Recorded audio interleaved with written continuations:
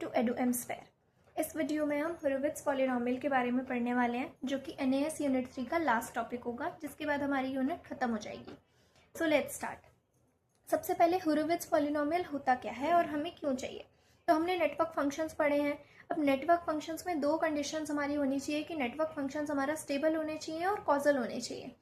Causal कैसे होते हैं वो तो हम यूनिट 4 में देखेंगे, लेकिन स्टेबल कैसे होते हैं तो वो हम इसमें पढ़ने वाले हैं। अगर कोई भी नेटवर्क फंक्शन है जिसकी डिनोमिनेटर की पॉलिनोमियल हुरोविट्ज पॉलिनोमियल है तो वो नेटवर्क फंक्शन स्टेबल होता है। अब इसकी क्या कंडीशंस है। सबसे पहली कंडीशन कि अगर हम हुरोविट्ज पॉलिनोमियल में जो s है, अगर हम s की वैल्यू रियल पुट कर रहे हैं तो जो पॉलिनोमियल है उसकी वैल्यू भी हमारी रियल आनी चाहिए। दूसरी कंडीशन कि इस जो हुरोविट्ज पॉलिनोमियल PS है, इसके जो रूट्स होंगे इनके जो रियल पार्ट्स हैं वो या तो 0 होगा या तो नेगेटिव होगा, मतलब कि पॉजिटिव रियल पार्ट्स नहीं होने चाहिए। अब कुछ प्रॉपर्टीज देखते हैं जो कि बहुत ज़्यादा इम्पॉर्टेंट है एग्जाम पॉइंट ऑफ व्यू से। फर्स्ट इज कि जो अगर ये पॉलिनोमियल है PS जो कि हुरोविट्ज पॉलिनोमियल है तो वो कुछ इस तरीके से होगी n पावर की। तो इसके सारे जो कोफिशिएंट्स है वो पॉजिटिव होने चाहिए और कोई भी टर्म मिसिंग नहीं होनी चाहिए। अब मिसिंग ना होना तो दूसरी चीज कि सारी या तो इवन टर्म मिसिंग है तो ठीक है, या तो सारी ऑड टर्म्स मिसिंग है, ऑड पावर की टर्म्स मिसिंग है तो ठीक है, लेकिन ऐसे रैंडमली कोई मिसिंग टर्म नहीं होनी चाहिए। दूसरी प्रॉपर्टी कि अगर ये जो हुरोविट्ज पॉलिनोमियल है इसको मैंने दो पार्ट्स में डिवाइड कर दिया, एक इवन पार्ट एक ऑड पार्ट। इवन ऑड कैसे कह रहे हैं, जैसे कि पावर 4 हो गई, पावर 2 हो गई, पावर 0 हो गई, ये कौन से पार्ट्स हो गए, इवन पार्ट हो गए, क्योंकि यहाँ पे पावर इवन है। और s की पावर 5, s की पावर 3, s की पावर 1, ये सारे कैसे हो गए, हमारे ऑड पार्ट हो गए। जब अगर हम अपनी पॉलिनोमियल को ऐसे दो पार्ट्स में डिवाइड कर देंगे तो इनके जो रूट्स हैं वो हमेशा इमेजिनरी एक्सिस पर आने चाहिए, यानी जे ओमेगा पे आने चाहिए, जो कि हमने ऊपर भी पढ़ा था कि रियल पार्ट हमेशा 0 होगा या नेगेटिव होगा। अब थर्ड प्रॉपर्टी इज कि अगर ये जो हमने डिस्ट्रीब्यूट कर दिया था अलग अलग पार्ट्स में, इवन और ऑड में, इनको हम डिवाइड कर रहे हैं, या तो हम ms अपॉन ns कर सकते हैं या ns अपॉन ms कर सकते हैं, डिपेंडिंग ऑन कि किसकी पावर ज़्यादा है। अगर s रेज टू पावर 5 है, यहाँ पे s रेज टू पावर 4 है, तो हम ns डिवाइड बाय ms करेंगे। और वहीं s की पावर 3 हो हाईएस्ट ऑड में और यहाँ पर s की पावर 4 हो तो हम ms अपॉन ns करेंगे, मतलब कि हाईएस्ट पावर जो है हम ऊपर रखेंगे। अब जब हम इसकी कॉन्टिन्यूड फ्रैक्शन करेंगे, डिवाइड करेंगे, तो क्वोशिएंट की जो टर्म्स है वो हमेशा पॉजिटिव आनी चाहिए। अब इस पर बहुत सारे क्वेश्चंस बनते हैं। एक मिड टर्म जो अभी हुआ था मिड सेम 2, उसमें भी क्वेश्चन आया था जो कि मैं आपको कराऊंगी। फोर्थ है कि हमारे पास अगर एक हुरोविट्ज पॉलिनोमियल है P1s और दूसरी हुरोविट्ज पॉलिनोमियल है P2s, अगर मैं इन दोनों को मल्टीप्लाई कर दूं तो जो रिजल्टिंग पॉलिनोमियल होगी वो भी हुरोविट्ज होगी।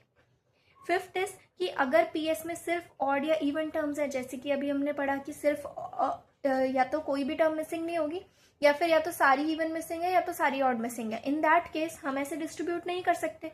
तो हम ये वाली कंडीशन कैसे जो है चेक करेंगे। उसके लिए क्या करते हैं, जो भी हमारी पॉलिनोमियल है चाहे वो ऑड हो या इवन हो, उसको हम एक बार डिफरेंशिएट कर देते हैं। डिफरेंशिएट करने पर अगर ये इवन है तो यहाँ पर हमारे पास ऑड पॉलिनोमियल आएगी, और अगर ऑड पॉलिनोमियल है तो इवन पॉलिनोमियल आएगी। उसके बाद हम सेम चीज़ चेक करेंगे कि हम कॉन्टिन्यूड फ्रैक्शन से डिवाइड करते जाएंगे और सारे क्वेश्चन जो है वो हमारे पॉजिटिव होने चाहिए। हम क्वेश्चन देखते हैं जो कि हमारा मिड सेम 2 अप्रैल 2026 में आया हुआ है। सो द क्वेश्चन सेज कि find the limits of k so that the polynomial s cube plus 14s square plus 56s plus k में बी हुरोविट्ज। कि वो कंडीशन बताओ जिसके अकॉर्डिंग ये जो हमारे पॉलिनोमियल है ये हुरोविट्ज हो। सबसे पहले हम क्या करेंगे, इसको ऑड और इवन में कन्वर्ट कर देंगे, डिवाइड कर देंगे।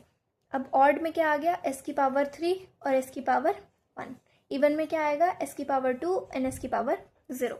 देख सकते हो आप कि हमारी s की पावर 3 जो है वो ग्रेटर है, तो हमें बेसिकली क्या करना है, ms डिवाइड बाय ns करना है।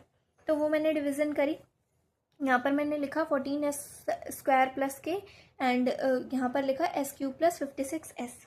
अब सबसे पहले डिविडेंड जो भी हमारा क्वेश्चन है वो निकालने के लिए क्या करेंगे, इसकी फर्स्ट टर्म को इसकी फर्स्ट टर्म से डिवाइड कर देंगे।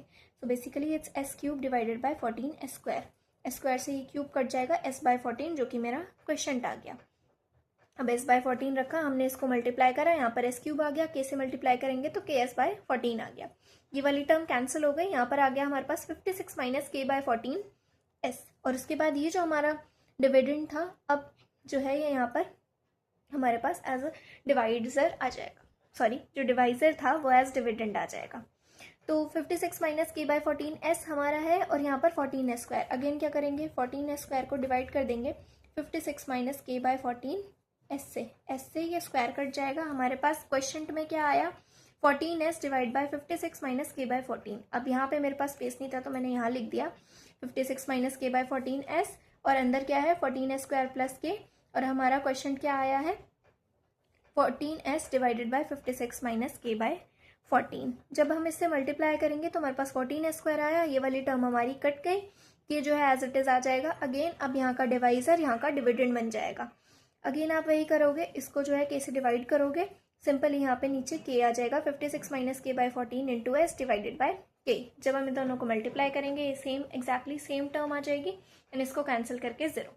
अब हमारी कंडीशन या प्रॉपर्टी क्या कहती थी होरोविट्ज पॉलिनोमियल की, ये जो सारे क्वेश्चन हैं ये क्या होने चाहिए, पॉजिटिव। अब ये ऑब्वियस है कि s बाय 14 आपका पॉजिटिव होगा क्योंकि इसके अंदर हम पॉजिटिव वैल्यूज पुट करने वाले हैं।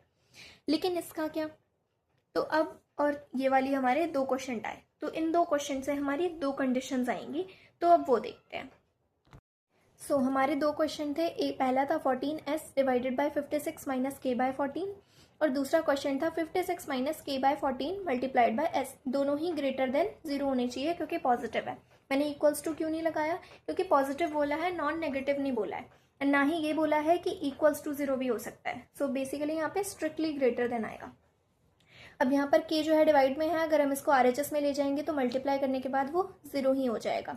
अगेन ये s जो है यहाँ मल्टीप्लाई हो रहा है, यहाँ पे जाकर हम RHS में डिवाइड करेंगे तो वो भी फाइनल 0 आंसर आना है। अब ये minus k by 14 right hand side पे जाके प्लस के बाय 14 हो जाएगा। 14 यहाँ पर k से डिवाइड हो रहा है तो LHS में जाके वो मल्टीप्लाई हो जाएगा, तो 56 इंटू 14 784। तो हमारी कंडीशन क्या आ गई कि k must be less than 784। अब दूसरे क्वेश्चन को सॉल्व करते हैं, तो दूसरे में भी आप ध्यान दोगे तो यहाँ पर क्या हो गया, अब ये हमारे पास ये कंडीशन है तो 14s तो हमेशा ग्रेटर देन 0 होगा। दूसरी चीज़ 56 माइनस के बाय 14 को भी ग्रेटर देन 0 होना चाहिए, तभी ये ओवरऑल पॉजिटिव होगा। तो हमने क्या करा, 56 minus k by 14 greater than 0। ये एग्जैक्टली यही कंडीशन है जो हमारी पहले क्वेश्चन से आई थी। तो अगेन यहाँ पर भी हमारी कंडीशन क्या बनेगी कि k must be less than 784। तो हमारी फाइनल रेंज क्या आई k की कि k should be between 0 to 784। अब 0 से कम क्यों नहीं, वरना ये नेगेटिव हो जाएगा, k जो है वो मस्ट बी पॉजिटिव। सो ये हमारा क्या हो गया, फाइनल आंसर हो गया। एंड यहाँ पर हमारी पूरी यूनिट 3 खत्म होती है NAS की। कुछ छोटे मोटे टॉपिक्स हैं जैसे image impedance, short circuit and open circuit impedances, जो कि हमने इन लेक्चर पढ़ रखा है। Open and short circuit impedances अलग से पढ़ने की जरूरत नहीं है, एंड इमेज इम्पिडेंसेस कभी नहीं पूछा गया है। सो आई एम जस्ट इसका एक बेसिक फॉर्मूला है। That's it for today, thank you.